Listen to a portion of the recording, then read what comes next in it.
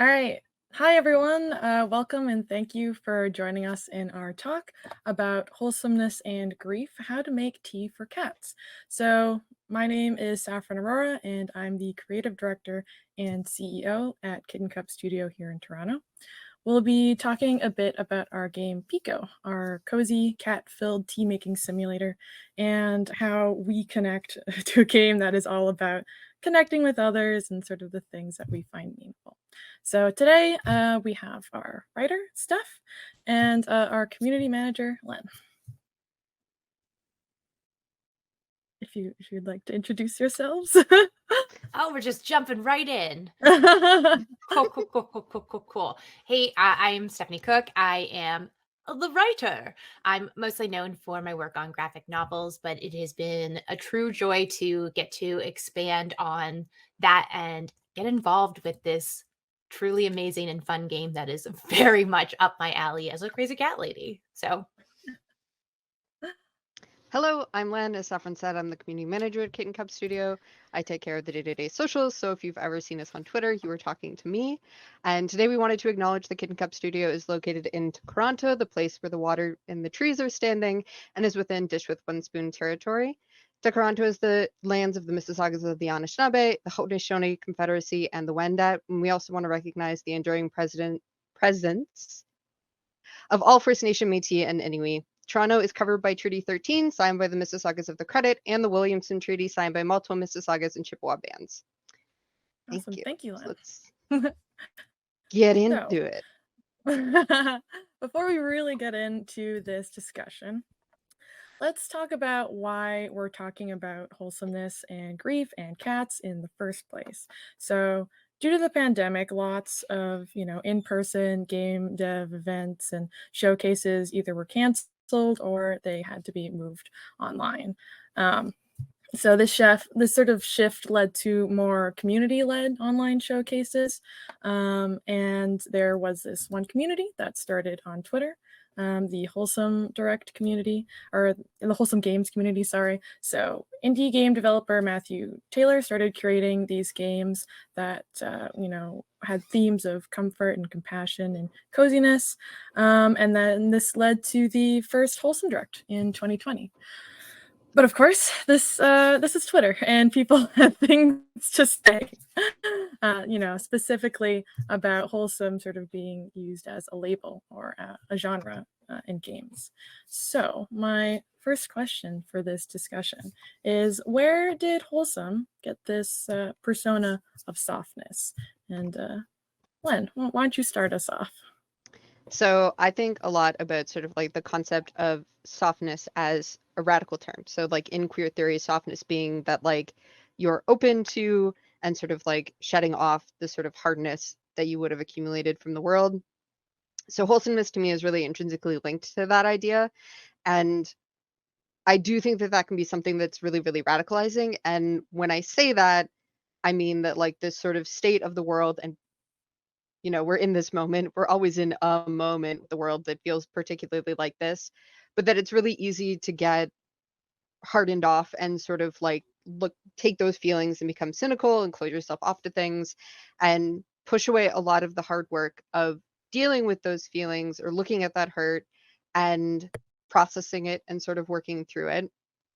So when I think of wholesome, I think of the idea of sort of relief. So like if you had a hard conversation with someone or you're visiting somewhere and you like have this really evocative memory, there's this sort of like comfort and belonging that comes with that. And I think to me, what gets lost in all of this when we sort of compound these identities into a marketable idea or a specific aesthetic is that you really divorce it from the humanizing aspects of having that emotion or the humanizing ideas behind that emotion.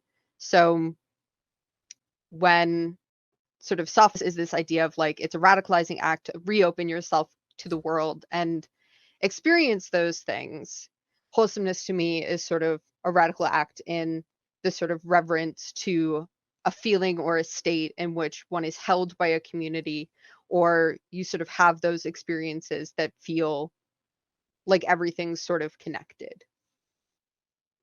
And once we get prescriptive with it, lose out on that. Yeah, totally. Yeah, and I think sort of thinking about how it's sort of distilled like that. A lot of the early life sort of simulation games, I think a lot of like Harvest Moon and the things that inspired this genre in the first place, right? Harvest Moon, Animal Crossing, those popular games that didn't have, you know, violence, where you could just pet a cow and a chicken and shave some trees, and this sort of themes of escapism and their life.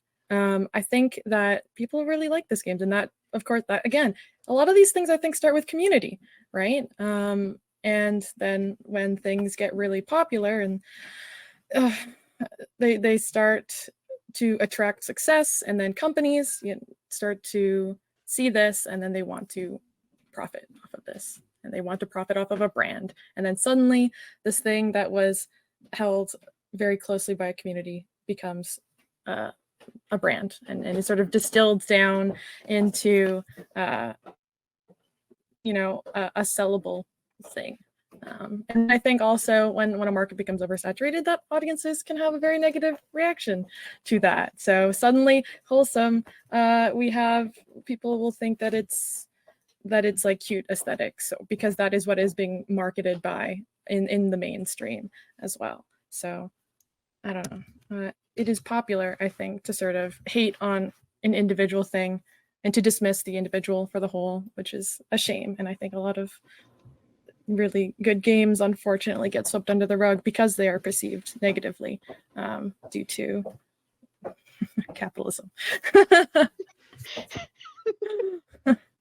And I think for me, I equate wholesomeness with comfort. And when I think about that, I tend to think about things that make me feel something, you know, like when I'm going through like a depression and I need something to kind of pick me up, there's shows like the British Bake Off that I really enjoy that aren't always happy. There's moments when I'm just like, you know, sad and I'm connecting with people who get eliminated from the show and feeling those things along with them. But that's comforting to kind of to feel that connection to other people, even if it's through TV or movies or video games. And that sense of my soul kind of feeling a little bit more content for a while, having felt these things, is wonderful. Like it's nice to kind of just have that connection. So wholesome can have a lot of different meanings. But I think during the pandemic, especially, it became a word that was like synonymous with escapism and not kind of feeling that doom of the world around us for a bit. So you think of wholesome and you just kind of want to like get away somewhere where all of your troubles go away, or your troubles are, you know, paying a raccoon for your house and having to pay off like your debts by selling fruit and stuff, you know, in Animal Crossing, and just kind of like go somewhere else and have problems that aren't really real. Although I'm sure lots of people do have, we all have debts, school, great, but we all have the raccoon to pay. Yeah, exactly. But we started associating that, I think, with a happier version of wholesome, as opposed to what a wider concept of what that actually is. And again, to me, that's more about connection and feeling a variety of emotions, not necessarily just air quotes positive ones. And I think there's something to be said too about wholesome and a connection to nostalgia, and how some of those things really like evoke a feeling of cozy, wholesome, all of that. I just wanted to touch on a really interesting point that you said there about, you know, we've all got raccoons to pay, and we've all got problems and escapism. But I think one of the things which is interesting is that these games that we sort of discussed here sort of make the problems manageable, right? And you're able to see your problems, and you have that satisfaction, I think, of solving them and sort of taking care of things in a way. There's like The Sims, like it's Yeah. real life, but like you have like a sense of control over it to a varying degree, so it doesn't feel as kind of like chaotic, like I will go through phases where I'm just like deeply obsessed with The Sims, and the idea that it's like, there's all these hacks to the game, and like I can have a ton of money and I can give them like the dream life. And I think, you know, there's definitely some self-reflection that could be used while playing those, and just like, yeah, okay. I think like I made a note right as we were talking about like we all have the raccoon to pay. In that like I think part of what makes something wholesome to me is that craving of resolution or like the closing off of something. Like, I think Spiritfarer is a very good example of sort of like Mm. when we're discussing grief in particular and a wholesome game in like quotations as we sort of like move through a fluid definition here, where you get to have that last conversation, and the sort of like when you lay awake at night and you think about the things you could have said to someone, or like how that last thing went before someone passed and how you wish it had been different, or there'd been stuff that you said, that you get to take that feeling and like that moment, and Mm. through something like this process, like, writing a game or making art, you get to have that conversation and like get that closure, which I think Mhm. is sort of the like overarching, we have these things that we want to do that might not be attainable, and like part of the process of achieving them in play or achieving them in sort of like I guess like parallel version of that is really rewarding and really sort of like healing. Yeah, I think Mhm. Spiritfarer is actually like a really good example of all of this too, in that there's a lot of emotions that we would consider, again, air quotes, negative. I think all emotions have um they have a purpose, and they are there to protect us and, ensure that we survive. Their survival instincts. But Spiritfarer is associated with grief and sadness, and a lot of like deals with those things. But I wouldn't consider it like a really sad game. Like there are moments where it's deeply, you deeply connect to a character, and the whole idea is you're helping people on to the afterlife. But it's a deeply beautiful game for all the reasons Len said, but just kind of, it's also cozy. It's definitely this game that I played for comfort, and it's really delightful even in those moments when it's really depressing. And it's that idea again of having the connection to those characters and being a part of that journey, I think that really kind of makes it special. Mhm. Um, so I feel like we've kind of answered this question then. The next one was how how would you describe wholesome? Um, but yeah, it does. I guess we all. It seems that wholesome has this sort of definition of it's subjective, right? Mhm. It can be, it can be difficult, but I think, at least for me, I think it's something that makes you feel good, and that is very subjective, right? Um, it can contain multiple things. Sorry, Len, looks like you wanted to say something.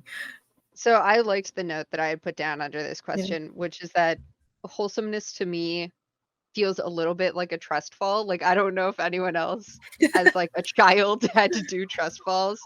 Uh and I had both good and bad experiences with them. Like there are definitely people who would like, you like build up a good rapport and like you have this sort of trust fall activity, or even just sort of like the idea of a trust fall, not necessarily like a literal falling into someone's arms, but where they catch you. And there's also the opposite of that where they don't. And I think in that sort of like moment of free fall, the outcome to me is wholesomeness. That's like a kind of weird way to describe it. It's very abstract, but I think that's how I would describe it. Mhm. I think it's also worth noting that the straight up dictionary version definition of wholesome is something that is conducive to or promoting moral well-being. And when you Mm. Mhm. think of your well-being, that is a lot of different things. Again, there isn't just one emotion that defines us. We are, you know forever changing how we feel about the world around us, the people around us, and that definition of moral well-being adjusts as we grow and learn. And I think that kind of has to be incorporated into the games too. And the idea that our well-being is a really complex thing. Mhm. And I sort of want to bring it back just a little bit back to the first question that we had of wholesome and this sort of persona of softness, because I think when, bring it back to the discussion that was had on Twitter, where a lot of people were quite upset by how games were being defined as wholesome or not wholesome. There was worry that if, a game had certain aspects of it, that it would be unintentionally. There was this worry of being unintentionally labeled as wholesome, even if that wasn't the intent of the game dev, and how you sort of how exactly you, I guess, play with intent. Actually, that's also very interesting because if wholesome is subjective, right? You can you control whether or not your game is considered wholesome? So this is one of the things like that I thought was a very positive aspect of this conversation, because while I think there's a lot of issues with, our 280 character limit of Twitter and how much we can say to each other, is that like from that conversation, I know that like that definition sort of like went away, where like it was like, okay, well, we'll acknowledge that like if you think your game is wholesome, that makes it a wholesome game. Because Mhm. just as much as like worrying that one might be something, you worry that you wouldn't be something. And particularly as we talk around sort of like the idea of, well, here's all these like difficult emotions that also feed into how we feel about this definition of wholesome. There's, by creating that, the exclusion of other people based on that definition. So I think allowing folks to self-define how they come to that identity is a positive outcome from that whole discussion that happened. Mhm. Mhm. And I don't know if I really said it, but I really want to emphasize that wholesome, and I think this is again one of the worries that some people would have in terms of like reactions, is that wholesome is not an aesthetic. It is, I think that this connotation of wholesome equals an aesthetic or vice versa, Mm. or that there is one, comes out of the branding of wholesome, the essentially, the company branding of wholesome to be like sold, and sort of games that they're like, okay, we'll take these parts and then we'll label it as this. And I think because this isn't the first time this discussion has been had, I'm hoping that we've sort of dispelled that myth, Mhm. hopefully. I think kind of Yeah. speaking, you were saying like an Like, aesthetic, like, oh, go ahead. Yeah. Oh, I'm so sorry. There's, I think, a bit of a lag. Sorry, I did not mean to cut you off. I was Go just gonna ahead. say, like, wholesome is a mood, a vibe, but it's not necessarily, like cozy is like kind of an aesthetic. Like, like your home is cozy. You have a book nook, and that's cozy. But that is also very like subjective. And to kind of put a label on something as an aesthetic, which again, as wholesome, like that's something that you're supposed to feel, not kind of see necessarily. So yeah, I just adding on to your point, Saffron. Yeah. I just had a thought, and now it's sort of left. Sorry. Goodbye. No, that's okay. It's okay. I think it was this sort of I don't know why, but when you said oh, I remember. It was that things like cozy things and these sort of things can be wholesome, right? But it is not that these that wholesome equals these things, right? It's always is like this equals this, but not necessarily the other way around. And that these can and fall under this umbrella, but it's not a two-way necessarily trait. And I don't know why, but you saying the like cozy, I was imagining like, oh yeah, you could have like a cozy like little cabin and things. But then I think about like, what about horror games? And there's like, what if there's like this really like cozy murderer's cabin and they're just like reading their little book and like that's the part you see. I mean, But it's like a do wholesome people often time describe murder cabins as cozy? I just to the On the murderers. Airbnb description. suppose that's true. Yeah, and then I think sorry, you go, Len. So this made me think, and like I always forget this artist, so I was so happy that I remembered her name. Like Lisa Frank, like the Mm. like really colorful, sort of like cute illustrator who, for a lot of things that I was seeing, sort of like when softness was like being a very popular thing in front of me, would be like a Lisa Frank image, and then being like, you know, die. I don't know. I'm gonna keep it very like just like an extremely violent message or something like that. And like that aspect of this thing where it's sort of like someone's aesthetic had been creeping into this identity where it was like, so Lisa Frank is like how we look, and here's the identity, where it was really just sort of like, yeah, this is a feeling, not an aesthetic, and trying to conflate those two just makes it so that you can or cannot point at someone and say, oh, you're this thing. Mm, yeah.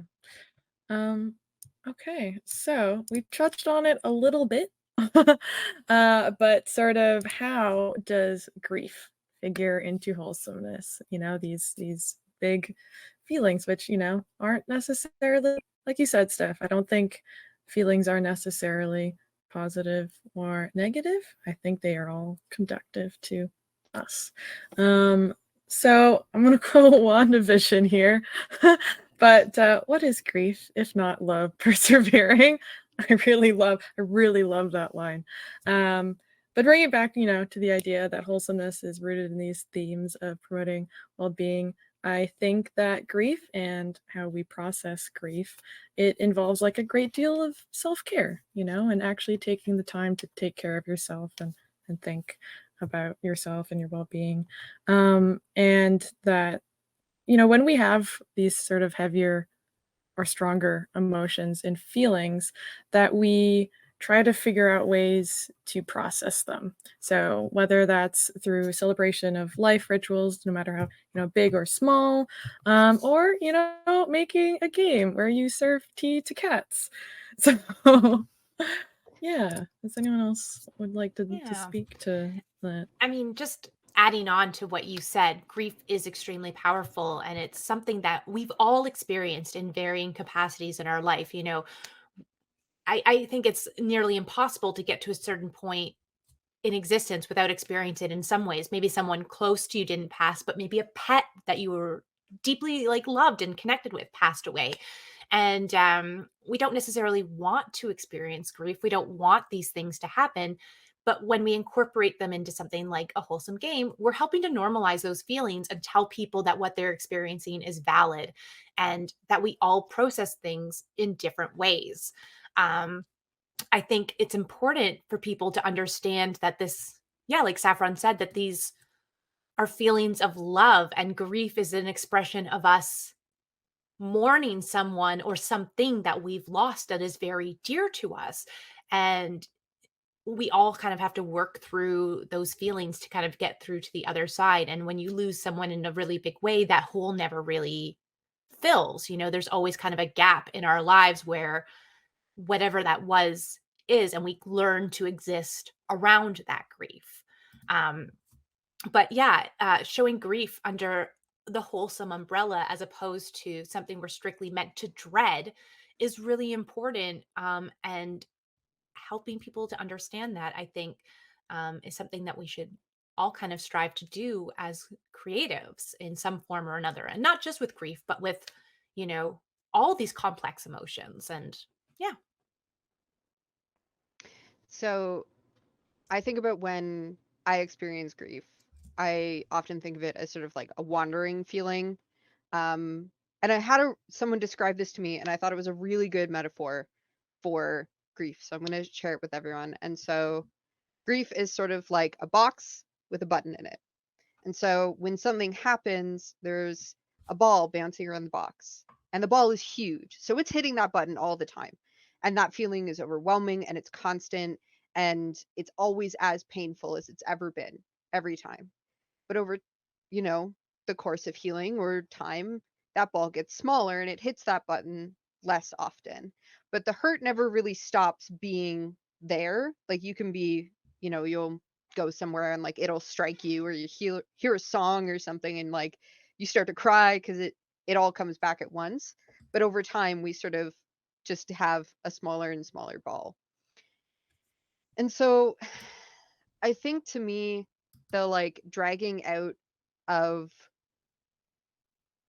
the exploring that feeling is really important, and sort of being like, this isn't something to be ashamed of, or it isn't something to explore, it isn't something to minimize, that, we have the time and the space, and we have, for this infrastructure, the ability for someone to explore how those types of grief, because there's many different times. There's familiar grief, there's like loving grief, there's, you know, all all moments of life type of grief. And I think that the space to figure that out to me is the like wholesome aspect of it.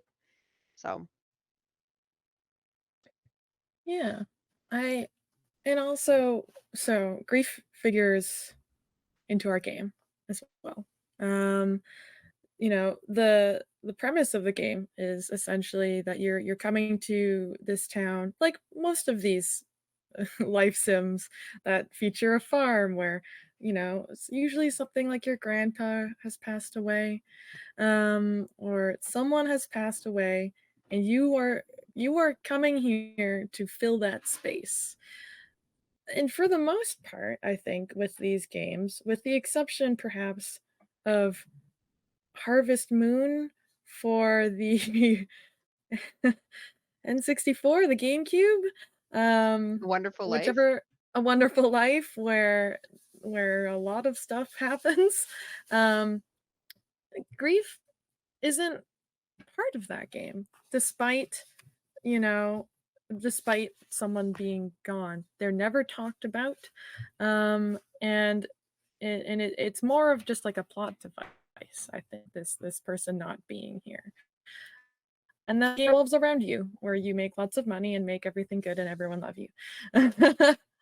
um, and that is something that we tried to do a little bit different because we wanted to, thinking again about, I guess, wholesome ways to approach this is that um, this was a community, and they are experiencing grief because this person is no longer here, and that there are repercussions, right?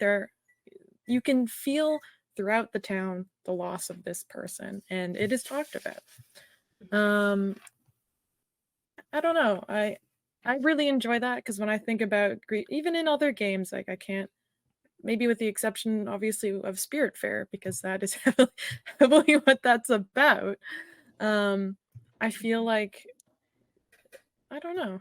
I think we What do you explore it think? in a really interesting way in the sense that the person that we lose in this game is a pillar of the community. They are a founder of the town. And so there are the characters in this game have different relationships with um, this pillar of the community. And I think we show really different degrees of that grief and what that has done to the town.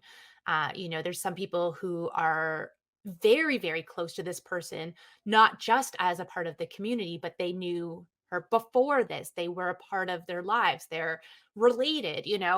And it's interesting, I think, how we try our best to show the grief between those characters versus the other ones who knew her as, again, a community member, a founding member of this town. And everyone is reeling from this. And the emotions and the emotional state is a really big part of the game. And we confront that and try and explore those feelings, not just kind of, you know, briefly mention them and move on from that. There's like a lot of like air quotes wholesome happiness too, but there is definitely moments where we confront all of that really head on and put it at the forefront of the game.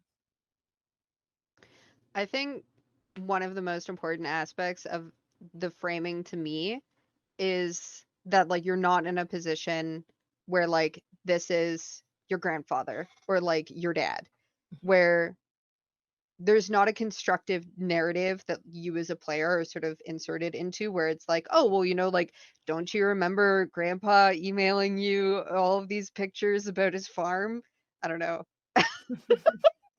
But that, you know, I think that putting the player into a position in which they're projecting their own sort of emotional background to that character, and by necessity, that character needs to not actually be a person. They're just sort of like an idea.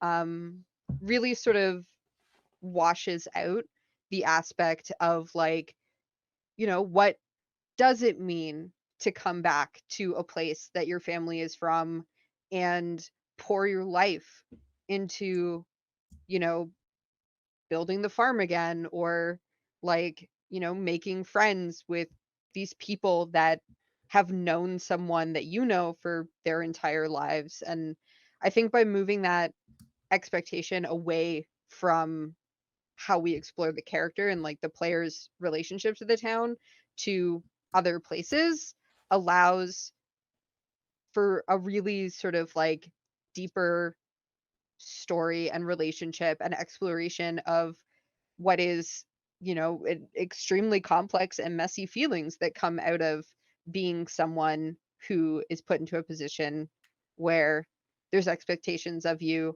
to be a certain way or relate to people in a certain way or do things like in a rigid, not really personal kind of way. So I'm very excited for like that particular type of narrative stuff. Hand wavy, hand wavy, hand wavy right now. But I think that that is much more impactful as a exploration. Yeah, no, well, very well said. I also I hope people Passionate. connect, you know?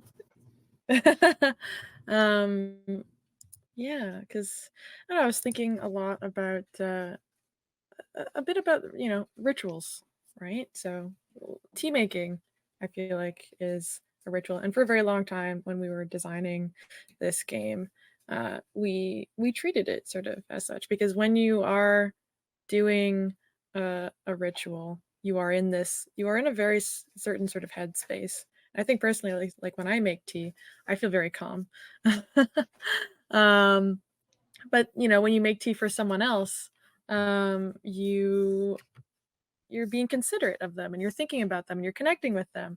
And I hope that we do that. I know it's digital, but I think we I hope that we can sort of have been able to create these characters that have a range of emotions like us, like people do, that we've put ourselves into, and that hopefully other people will also see. Yeah. And I think the rituals help for, I mean, you can just make tea and you can just kind of have that at like face value, but there's like a lot of deeper meanings to certain rituals. And I think I was talking amongst our private like work accounts uh, that I was watching like an episode of the Babysitters Club. In this house, we stay on the Babysitters Club. But there's a great episode where Claudia, she's learning about the ritual of tea making through her grandmother, who she's very, very close to. She lives in the house with them. And her grandmother really suddenly passes away while she's in the midst of learning these rituals. And the episode is kind of this exploration of that grief, which is deep and vast, especially to a young person who hasn't really had much experience with grief. And as she works through those emotions and those feelings, she realizes that one of the last things she was doing was learning how to make tea. in a traditional way that had been passed down through her family. And that allowed her to connect with her grandmother again and to feel like she was close to her and to bring that to the rest of her family and her friends and her close loved ones. And I think that is similar to how we are sort of approaching this too. You know, some of the cats just make tea, but then other ones are using that as a connection tool and a way to kind of feel their way into those emotions, tap into those feelings. And I think that rituals can be a really powerful thing. And I hope we do all of that justice in this game too as we explore. Yeah, just to touch on, I think something you just said there about like being taught. Um, like thinking about rituals and tea making, like it is passed down, right? And it is a way of sort of remembering and connecting with the past, which I find really interesting as well. Um, I don't know. That's why I like antiques so much, especially. I like, Mm. you know, I like knowing that there is history there. um, so I don't know. I find I find tea fascinating and all of the things that we've had to research for it very Mhm. fascinating. I feel like um I feel like when we started this, I was like, I know stuff about tea, and now I look back and I'm like, I knew nothing about tea. I was like, would you like to know about tannins? um all right. So I guess let's sort of end this on what does this game mean to you? We've talked about whole what wholesomeness is. We've talked about what wholesomeness isn't. We've talked about what constitutes as wholesomeness and grief. So, do you, yeah, any sort of last thoughts? Um, yeah, I mean, there's like a lot of things that I am excited about when it comes to this game. You know, for me, this is the first game that I've had the opportunity to work on, and it challenges me both in writing because there's just like so much complexity in the characters and the stories and the rituals. But it it also makes me think about writing in a different way and adjust my storytelling skills to this new medium. But it's a really fun and incredible game, and it's so up my alley. Like, I am again a crazy cat lady, or a perfectly sane cat lady. I don't know, whatever floats your boat. But working on it with this team that has been so welcoming, kind, and just amazing has been the absolute best. I think this story, even if I wasn't working on it, would be something that really, really resonates with me. And I love processing feelings through writing this game. And I think hopefully, too, people will be able to do that through playing this game and really just connect with the characters.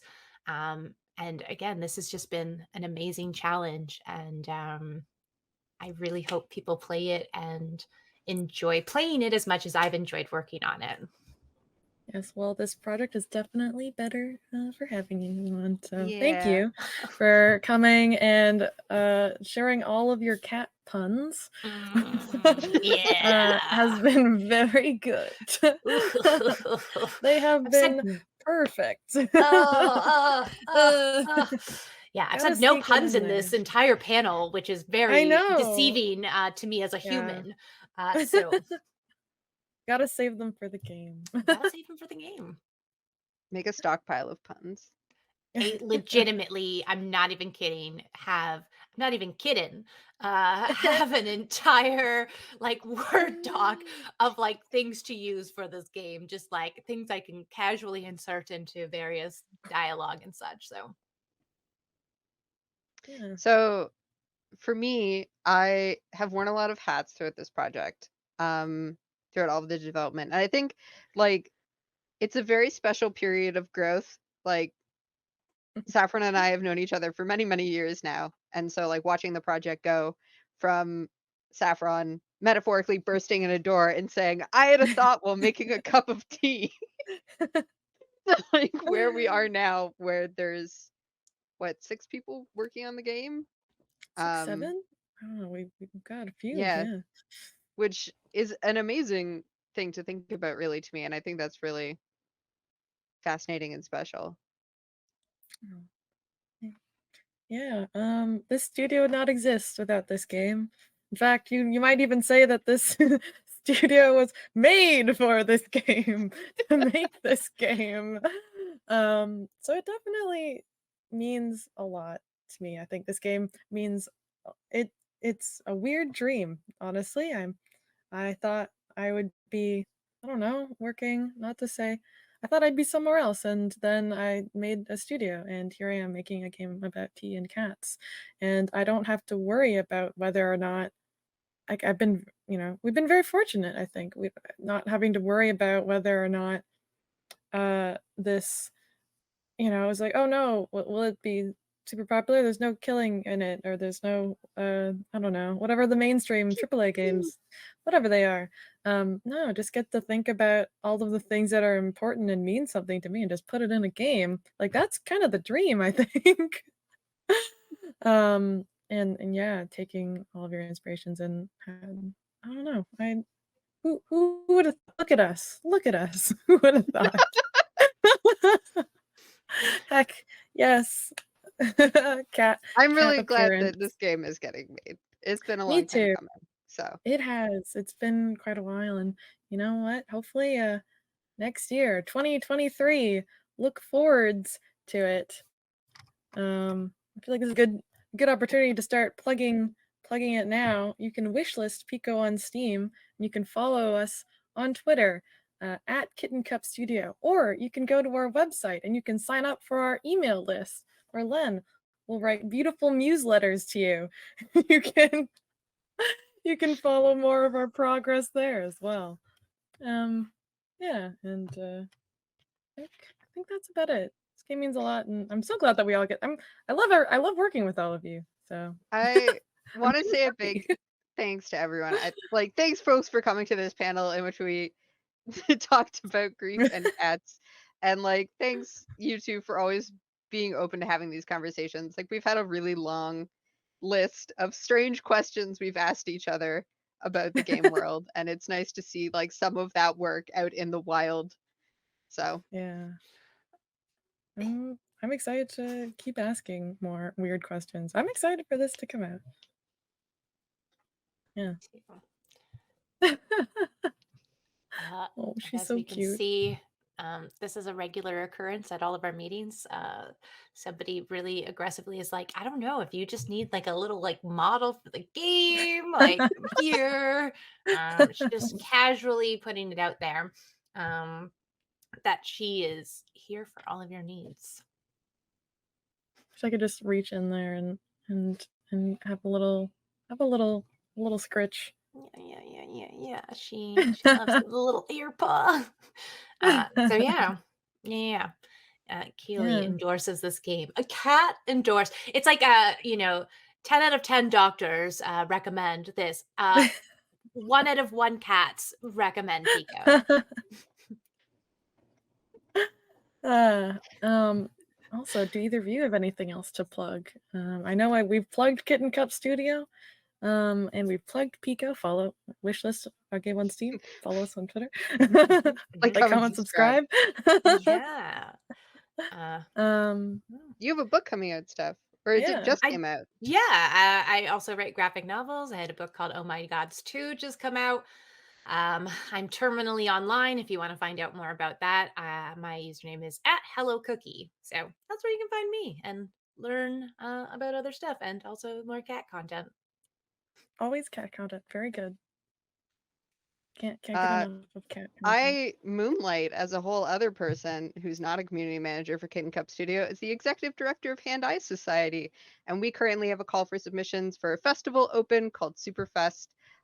We pay for both game submissions and talks, so please follow us at Hand Eye Society and submit to our new festival. Yes, they do really cool stuff. I should probably also mention that I'm an art director at another studio. That is actually you're just releasing on the Switch with new content. Yes, the Big Con, which is a game that we released and that I did all of the art direction and lots of art for. It is a 90s adventure game.